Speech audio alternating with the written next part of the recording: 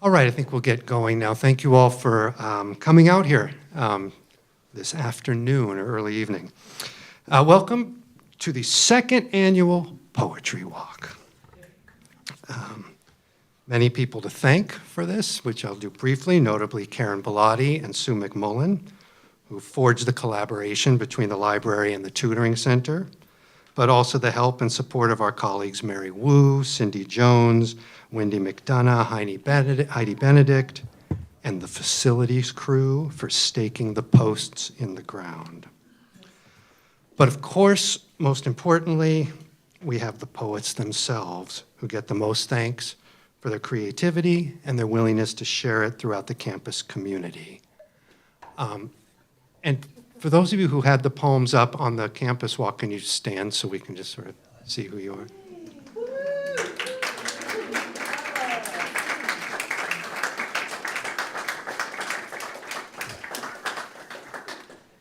I made a note to myself, clap if nobody claps, so you guys did that. So. To honor our poets and the 2024 Poetry Walk, we are fortunate to have with us Rosanna Warren, an important and significant American poet. In reading Rosanna's poems, one discovers a grace and dignity in her lines that is undergirded by a fierce intellect that not only continues to ask the eternal questions of human consciousness, but also in a way that makes us realize that more often than not, it is not the answer she seeks, but rather the refining of the question. One common bond she and I share is a devotion to world literature in translation. And for Rosanna, as a translator, sometimes her reading is in the original language. I bring that up, being driven to writing in translation, because she and I have discussed on more than one occasion what it might be that draws us to such books, almost more so than contemporary American writing. That it must be something more than the obviousness of cultural competency or keeping a globalist eye on the world of literature. I have suggested that the fusion of the political and the cultural is much more heightened in many of these works. The urgency felt in regions that have experienced and do experience threat and upheaval in ongoing and relevant ways that inform the inquiry of what it means to be alive or to even want to be alive. Other times, perhaps, it is the simple matter of finding a new way of looking at the familiar in a way that makes it seem all the more fresh and perhaps sensical in a world full of nonsense. Nonsense. But then, as I think about it now, and as I think about Rosanna's poetry, I also see engaging with those international works as a way of forever refining the questions. And like Rosanna's poetry, using a different artfulness of language, different angles of perspective and light. Language is a new form of thinking, of seeing, of communing, in order to distill those ancient questions, the ones we need to clarify a little bit more each time we clarify, the ones we keep asking that allow us to further enter the mysteries without the expectation of ever solving them. Rather, that on our little dot on the continuum, the questions that get us that much closer to a place of understanding. So with that, I welcome Rosanna Warren and look forward to those questions.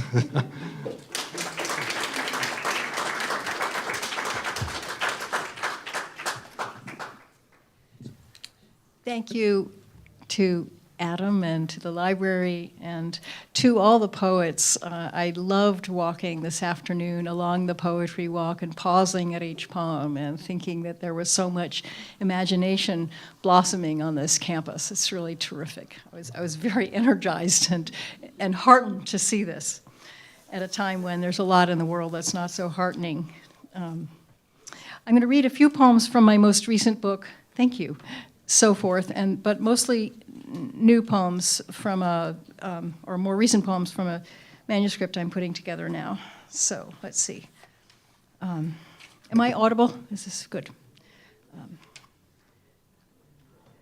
This poem is called Cotillion Photo, and for those of you who don't know what a cotillion is, it's an old-fashioned, or perhaps still happens in some societies, a kind of a formal dance where young ladies are sort of a certain social class come out, so to speak, which meant in those days that they were on the marriage market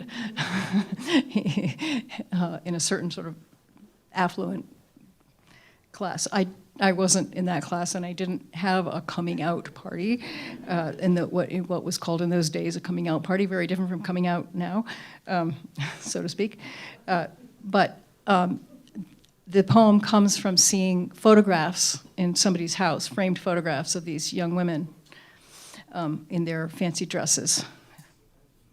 Cotillion Photo.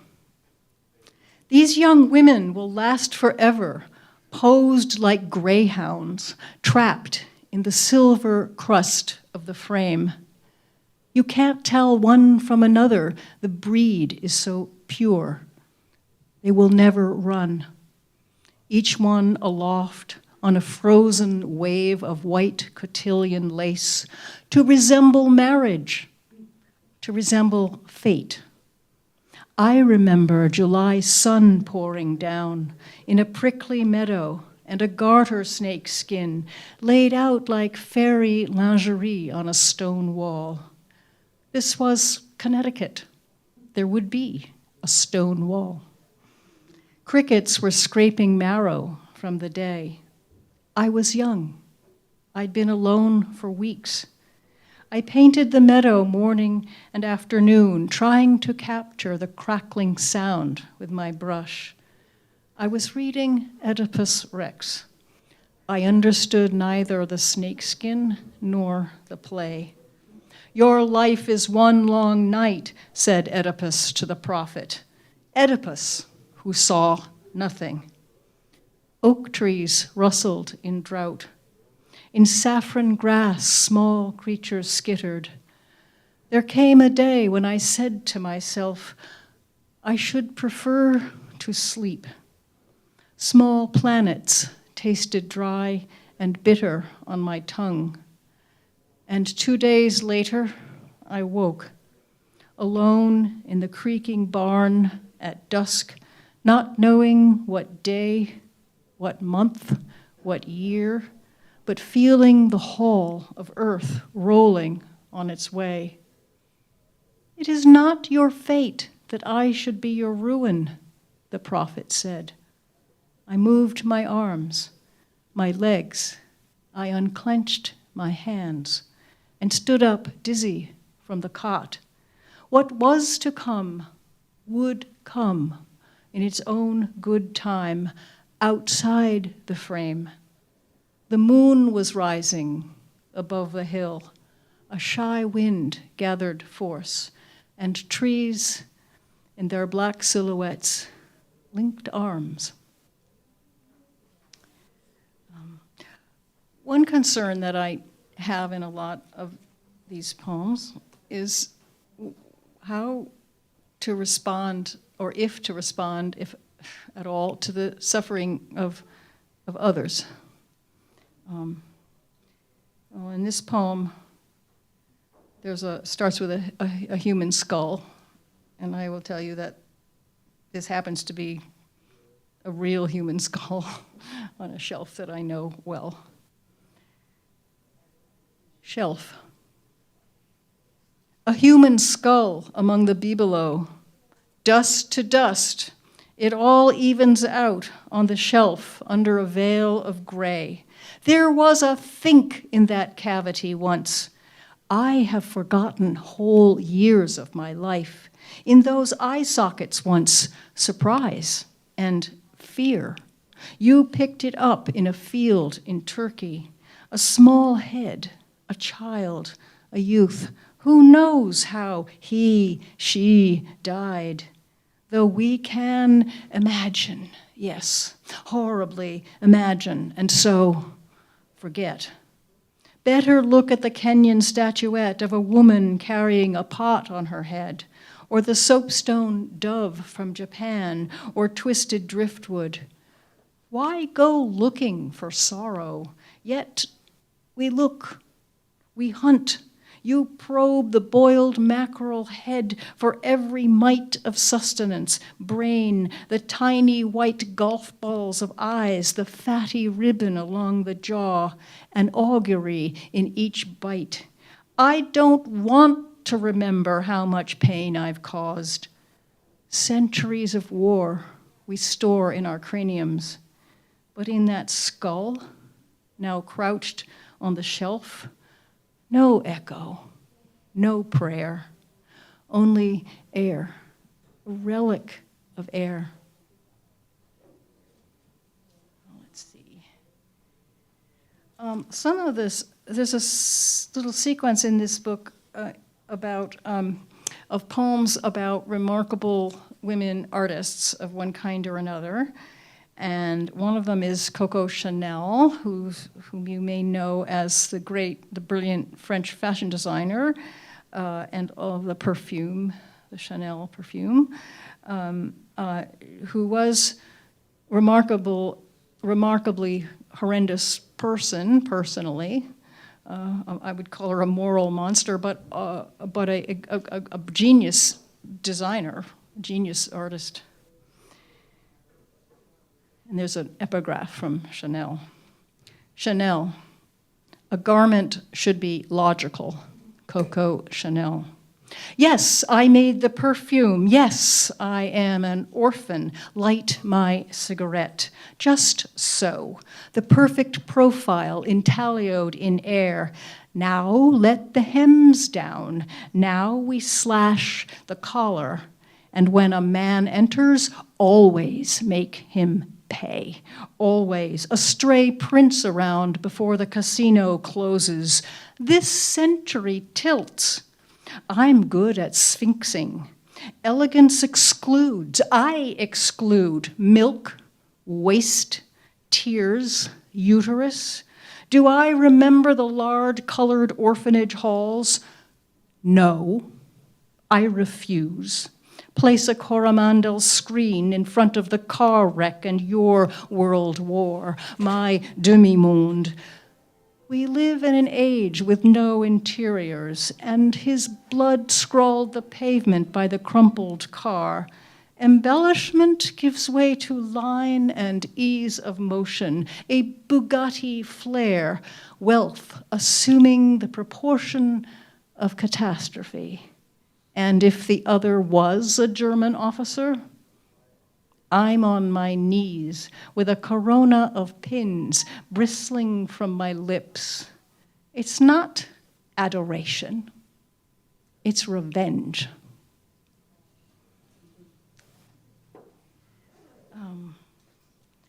And in these years, I got I was rereading the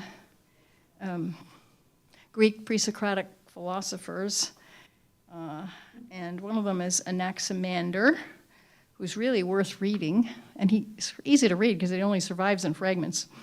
And so, okay, this is the Anaximander poem, and the title is from one of his fragments. That the earth is suspended.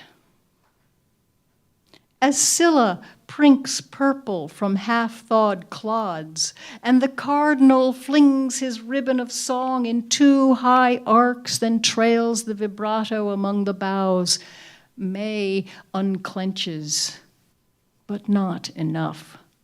Buds grip fetal leaves. Each night scatters frost. On sidewalks we tread on broken sky. You are sick and far away. The world is in flux, said Anaximander. Worlds are born, appear, and disappear. We perish. Even the gods fade. Spare me the industrial daffodils poking through scraps of snow. The season will have its hard birth, and we will be dragged into light. How many years has that ill corroded your gut? Whirlwinds, typhoons break out of the cloud. The tearing makes thunder. The crack against black makes the flash. So natural philosophy began. You watched glaciers slide and crash at the tip of the earth. You floated on a rope into ice crevasses to catch the gleam and the groan. Ice sculpted the planet and sculpts it still. You hammered aluminum into that shape. The stars are a wheel of fire broken off from earth fire, surrounded by air. We came from the unlimited. To it we return. So taught Anaximander of Miletus, who thought we would be destroyed. A thought that has occurred to some people these days who studied climate change.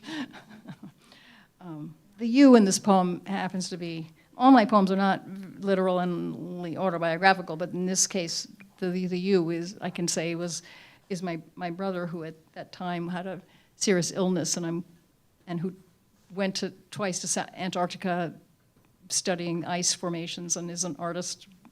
So I'm glad to say he survived. He was not destroyed. Let's see. And another poem here is also, this happens to be another family poem in a sense. It's for my daughter, one of my daughters is a psychiatric social worker. And it's in the category of poems about the suffering of others and how we respond or don't respond. For Chiara.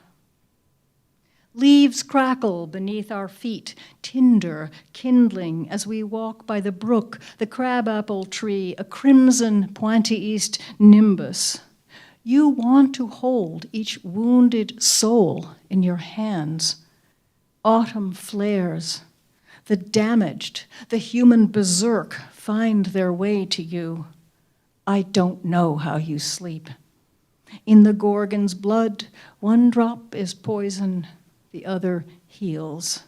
Fevered autumn, autumn I adore, croons an old song. We stroll the road, scuffing dust, and come upon a garter snake lying motionless, its tail, we guess, nicked by a passing car. When we nudge it, it flips to its back in an agonized S, squirms, but can't advance. Its belly gleams. We edge it into the grass. Do we stop seeing when we walk away? The brook prattles on, homes far off. Dusk settles slowly among leaves. That's not mercy scattering from its hands. It remains to me a guilt. I couldn't kill that snake, though it was obviously in agony. So these are some of the, how are we doing? Some of the ones that are shaping up into a new book. These were poems. This book came out smack as the pandemic was exploding in May 2020, a great time to bring out a book. And I retreated with my beloved, I don't like the word partner, it's so legal, to our cabin in the Catskill Mountains where we lived for 2 years in tremendous solitude during those first years of the pandemic. And so a lot of these poems are full of animals and nature, and also dread, political and medical dread. The title of this poem, Dead Flowers, is from a famous Rolling Stones song. If anybody still listens to the Rolling Stones, I don't know, I'm old enough to have been brought up on the Rolling Stones. Dead flowers. If you hurt yourself before someone else hurts you, is that homeopathic?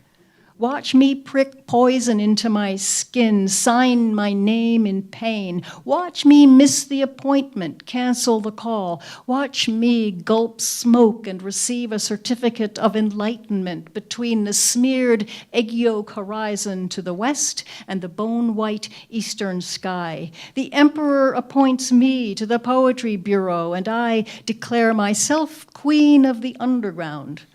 On the back road, the turkey vulture plucked the guts from the squashed squirrel, then flapped up to the dead branch of the shagbark hickory to examine us, examining the carcass. Oh, sacerdotal bird, with your crimson scalp and glossy vestments, teach us to translate the spasm, the cry, the disintegrating flesh, the regret. What can be made of all this grief? Over the butter yellow, humming, feather-grassed midday meadow, skim the shadows of vultures, ghostly 6-foot wingspan, V, swiftest signature, turning death into speed. I don't know, we all forget so much so quickly, but I suppose you haven't forgotten those trucks full of corpses in Brooklyn and other places in the United States.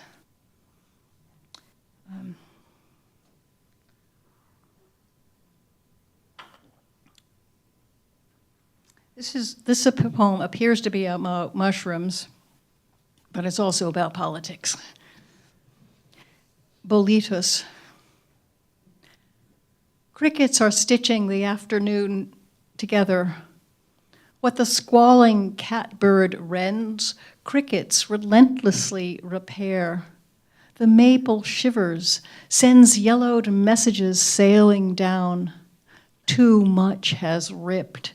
Half the main branch cracked off and hangs, teetering across lower boughs, leaving on the trunk a blonde wound. We cross the brook on stepping stones and climb west up the mountain flank through laurel thickets, along the scooped-out valley of beeches, up the stream bed to sit on a fallen tree.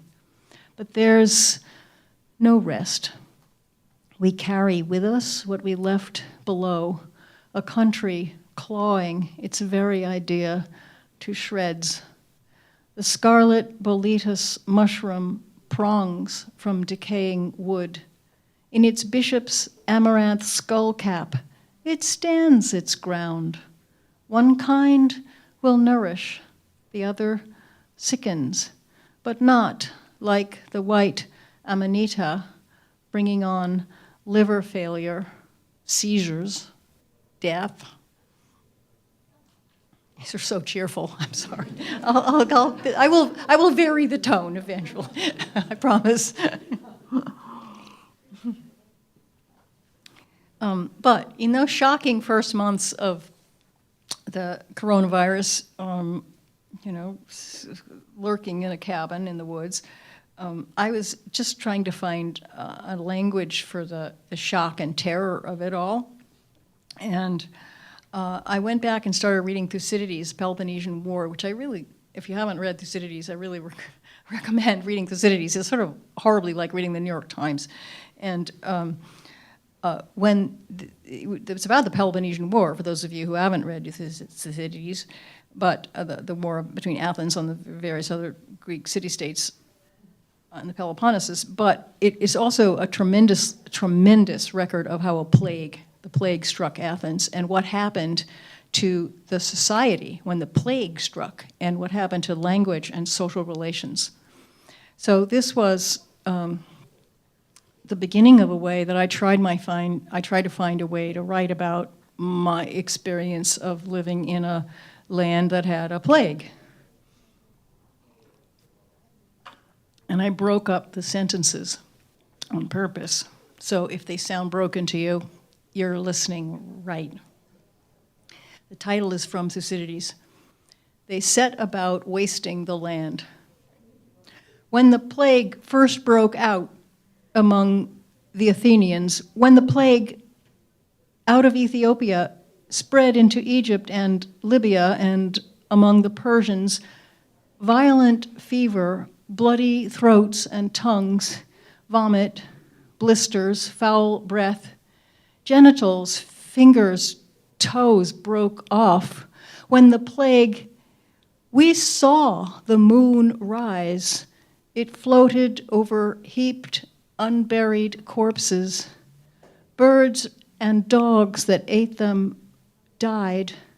The moon rose over broken laws of God and man, smashed oracles, frantic mortal orgies. We saw, we heard, words turned inside out, families broke, parties passionate for power crashed. No words were binding, no oaths reconciled. When the plague broke us, we broke each other.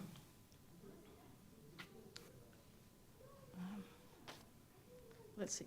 This is different. Before COVID, I had traveled to Japan for the first time in my life and visited some, among other things, some Buddhist temples, and this is inspired from a famous temple in Kyoto, the Tenriji Temple, which was founded by a brilliant monk named Soseki, who designed the famous pond. Soseki's shrine. The mother bear stands on her hind legs to bat hard green apples from the boughs, while two cubs slide up the trunk as if black water should flow upward and disappear in shuddering leaves. The third cub rummages for fruit in tall grass. The apples are tiny and sour. The bears are hungry, working hard. The whole meadow strives, shakes with striving as crickets thrum and dragonflies slice the air, and overhead the peregrine falcon floats its high staccato cry. My fingers are stained with ink.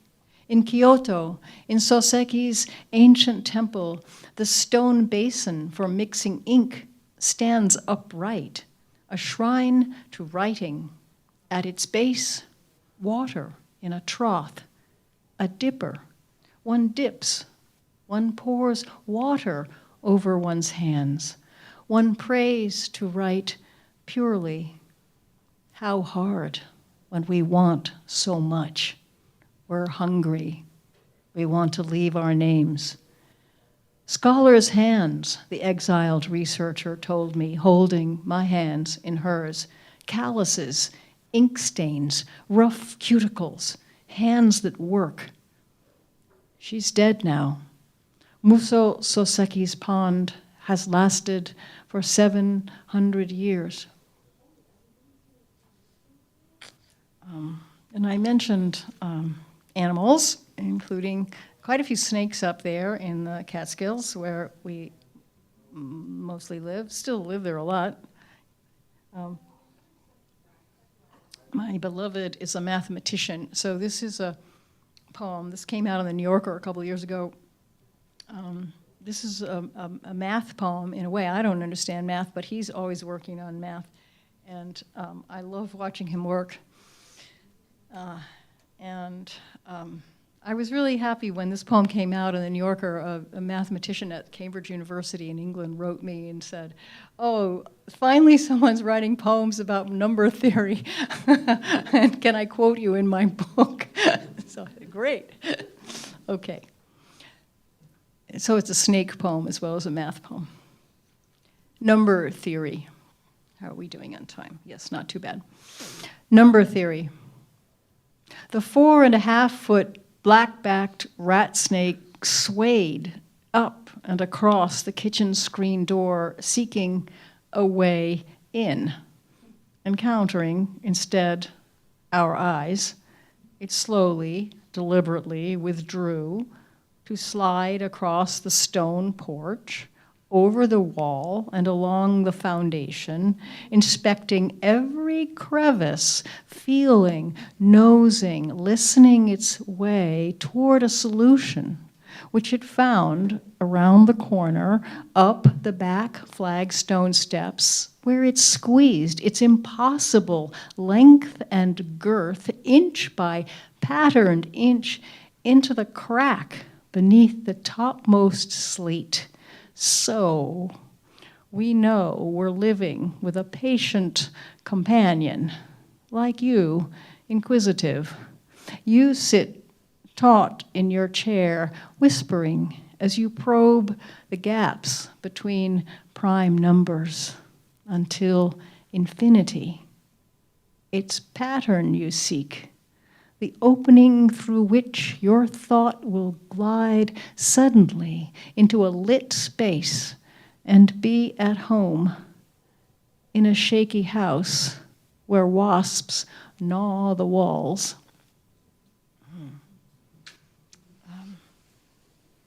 The mathematician who wrote me said, "That's right. We're never sure. We're never sure that the theorem's really going to stand." And there are a lot of bears up there where we live. So here's another bear. Inscription. Inscription, and the roots of the fallen oak tree rear in flamboyant Gothic lozenges, earth sogged from days of rain, so ghost pipes spring up, crooking their croziers, spectral parasites. I borrow from them all. Sometimes I think I'm a plant, pale and myco-heterotrophic. This is a novel about time, the learned author declared. Yes, the book of life whose pages turn slowly, yet so swiftly in this diseased, reclusive year, damp sheets of shale underfoot. Where am I? Shale underfoot and the shuddering silver flash of beech leaves above. Hardly has the snow melted than the catalpa's white torches extinguish and summer starts sliding into its oubliette. As the black bear glides so suddenly into the meadow, we never hear his approach. In a blink, he's here. All presence, a silhouette, tall on his hind legs, smacking apples from the lower boughs. When he turns, he shows his Roman snout, his prophetic brow, his thoughtful, considering eyes. Like a shadow, he springs up the trunk, almost invisible in the shivering green. He's there, chomping wild apples. It's his season. It's their season. Let me give away what I fear. Other solstices will roll around.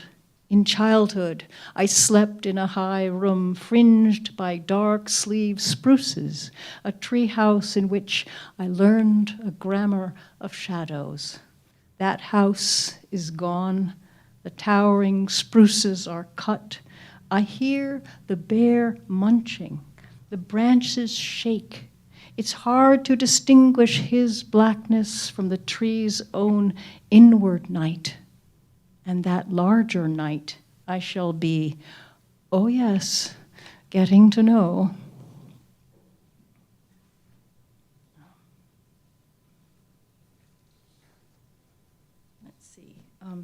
Here's a poem about, another poem about writing, since some of you are, a lot of you, practically everybody in the room is a writer as far as I can tell.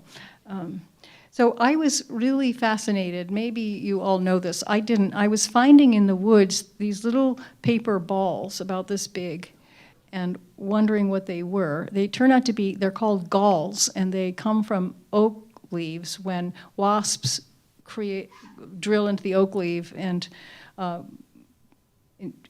inject it with a little chemical and put their larvae in there. And then I found out that oak gall is the basis for the ink that the Western people wrote with for about 2,000 years, way up into the 19th century. It was the basis for ink.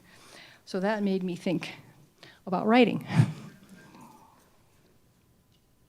And the word droop, which is in the first line, is spelled D-R-U-P-E. It's not the verb to droop, but it's a little red berry on the viburnum tree. Gall. Catbirds clawing at the ruby droops of viburnum and bouncing the boughs as the great heat squats over us, and crickets sandpaper sunlight in the bristling meadow. We are not lost. We're just quiet if we don't speak. It's not that we don't have anything to say, but that the owl has said it for us in his raspy whistle, perched 20 feet away on a log fallen across the brook, professorial, examining the trickle amid stones. Then suddenly he drops and seizes what? A salamander in his beak, and gulps it down, a smacking, cracking sound, after which he fastidiously wipes his mouth on the tree. But more ingenious, the wasp who drills the oak leaf to lay her eggs, injecting chemicals that swell the leaf into a gall, a globed papyrus palazzo, in which the commandeered tree generates a cafeteria so the larvae can feed, until with sprouted wings and feet low, they chew their way out and take flight. They leave this tea-colored paper lantern ball. Pliny the Elder instructed us to crush and boil with iron sulfate to make the oak gall ink Europeans wrote with for almost 2,000 years. We are not lost. We have been writing out of our silence, our bile, our chafing, galled. The larvae were hungry, so was the owl, and we, from disease, made a codex of hungers and shaped each letter precisely so it would last.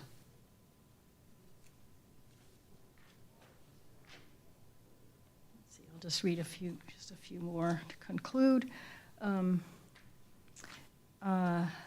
This one I'm happy to say, this came out in the New Yorker last year and is coming out now in the 2024 Best American Poems. So another one that I think of as one of my obliquely political poems. Somebody here mentioned liking trains. I love trains, and for 10 years I taught at the University of Chicago, and I often took the train between New York and Chicago because I hate flying. This is an overnight train poem. A New Year. Was it myself I left behind? Or was the country letting go of itself at each clackety-clack as the train rattled northward into dusk?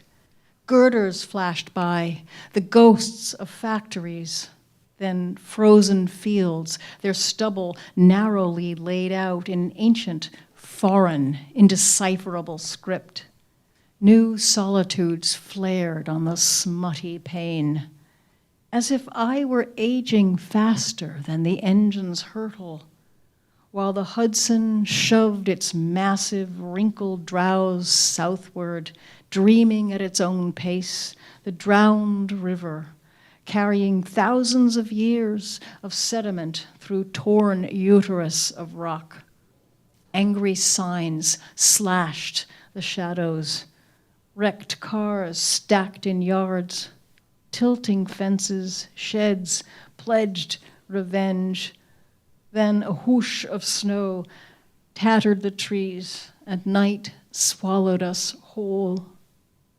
Till dawn, jerking me from my berth, broke over Indiana's frost-bitten furrows, a country graveyard slotted among farms. I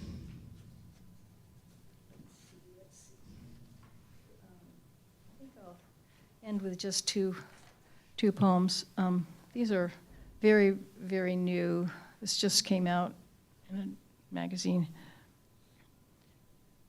Hindsight.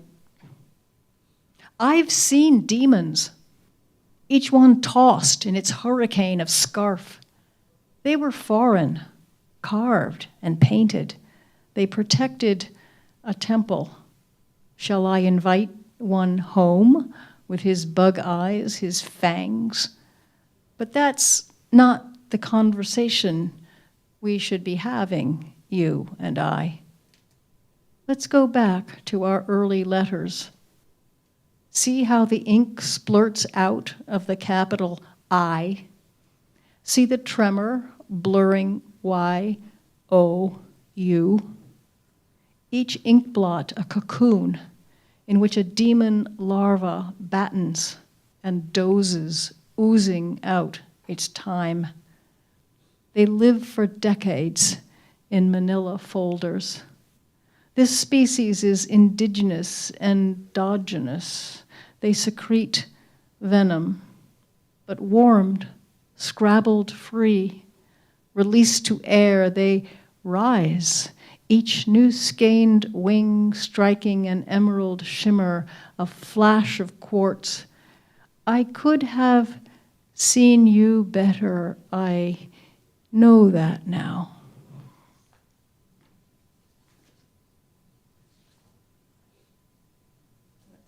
Okay.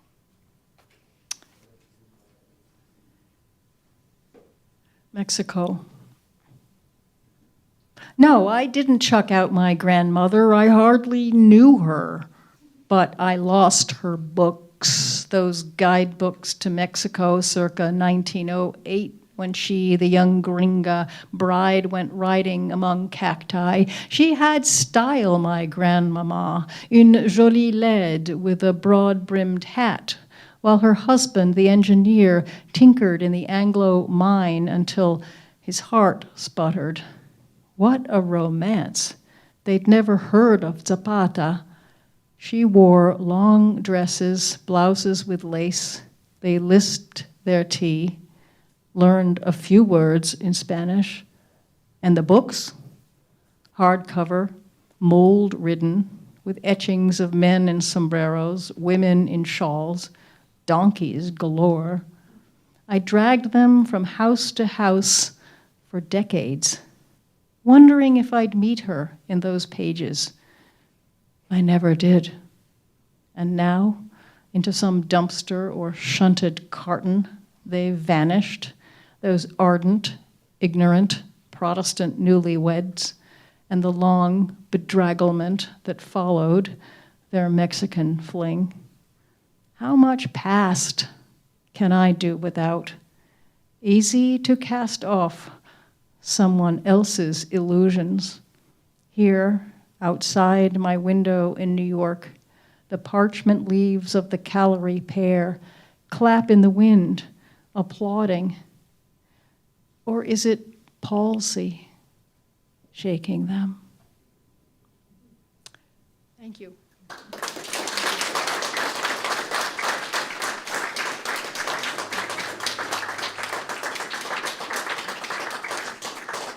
Thanks very much. I don't know if you have, if you're the sort of, if you have a convention here of wanting to make comments or ask a question. If anyone wants to ask a question or make a comment, I'll be happy to try to answer. And if not, we can all go have cookies and lemonade.